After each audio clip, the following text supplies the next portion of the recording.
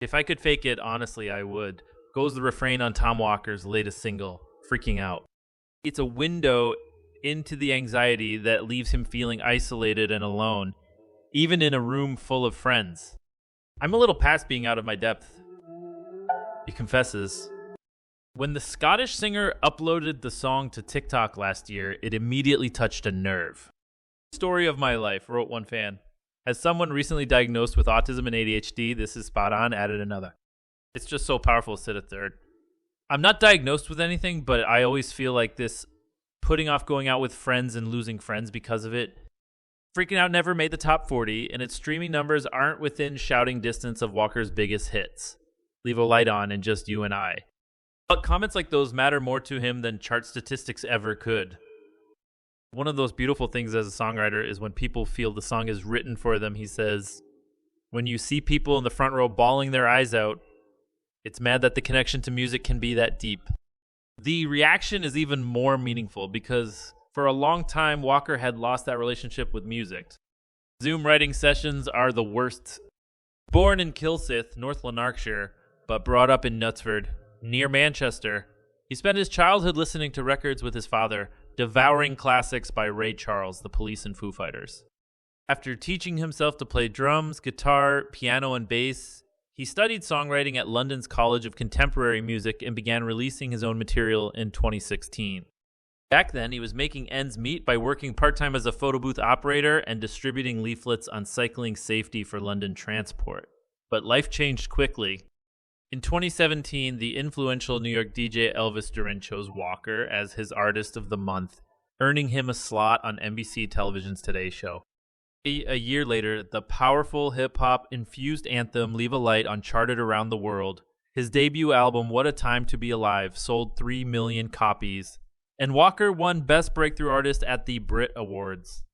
The pressure was on to write a follow-up, and fast. Then the pandemic hit. Do you know what I should have? He says, I just spent 5 years touring, a very successful album. I hadn't seen friends. I'd barely seen my missus. I should have just taken some time off, and instead I was like, oh my god, I need to write this next album. Locked indoors, he tried to set up online writing sessions, but the experience was brutal.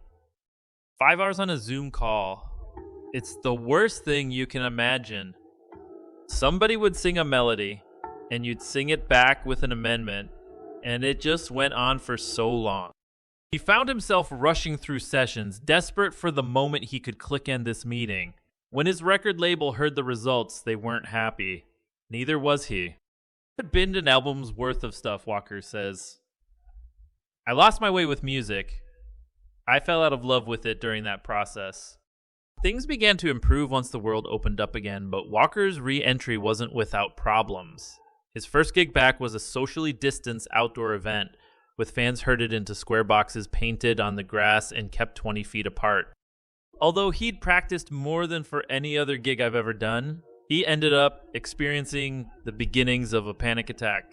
I went out on stage and messed up a load of the lyrics. I completely fluffed it. Over the next year, he released a handful of singles, including the protest song number 10, fueled by his anger over the Partygate scandal. And the best is yet to come, a romantic tribute to his long-term girlfriend, Annie Watson Folds, whom he married in April 2023. Dark stories. It wasn't until last spring that he finally hit his stride. Struck by a sudden burst of inspiration, he wrote the bulk of his second album, I Am, in just 3 weeks. The new material is more gritty and percussive than the Walker of old. There's a dizzying sense of scale in the record's multi-stacked vocals and plunging electronic bass lines, but the musical firestorm never obscures his humanity. The singer calls the album depressing with an undertone of hope, and he certainly goes to some dark places lyrically. Burn is an angst-ridden riposte to the record label executives who had a dig at his earlier material, while Head Under Water is a What Doesn't Kill You anthem about overcoming panic attacks. But the song that really snatches your breath is Lifeline, written after Walker suddenly and unexpectedly lost a close friend. I wish we could have saved you. He laments over muted piano chords. Pray to God you would have reached out and given us a chance to change your mind. I wish you knew you had a lifeline.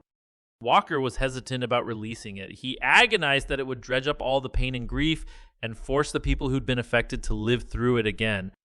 And he questioned whether a song could genuinely make a difference. He'd seen how people reacted to Leave a Light on, written for a friend dealing with drug addiction, but felt that simply presenting a message wasn't enough. It's all good and well doing a gig and saying, if you're struggling, talk to your friends, but not everyone's got that option. That's why this time I want to team up with the Samaritans or Calm, so that when I am talking about this stuff, I can say, here are the people who are qualified to offer the right advice. The song will be included on his album with the blessing of his friend's family. I came to the conclusion that these experiences are important to talk about as long as it doesn't upset the people who are directly involved. When you're writing about topics this raw, it's easy to slip into humorless sanctimony, but Walker's music is located in compassion, always finding nuggets of hope and happiness in the darkness. It's a reflection of his character. He acknowledges his second album, Blues, with good humor and approaches the future with cautious optimism. When he talks about his wife, his face lights up. She's a guardian angel. He says, who met him on a ski trip, fell in love with his dubstep dance moves. I'd been skanking hard and then stuck by him while he spent years as a penniless musician. They spent Christmas watching the Die Hard movies in the wrong order, as he gears up for a proper return to the spotlight in 2024. With a 5-year gap since his first album and no top 20 hits in a while, he worried his audience would have vanished. But the fears were misplaced. A headline tour in April has already sold out in 4 cities, with extra dates being added all the time. And true to his beginnings in cycling safety, he'll arrive at many of those venues on 2 wheels. There's loads of places you can't drive in a massive double-decker bus, he explains. So if you need to nip to the shops, it's useful to have some scooters shucked in the back. I can't wait.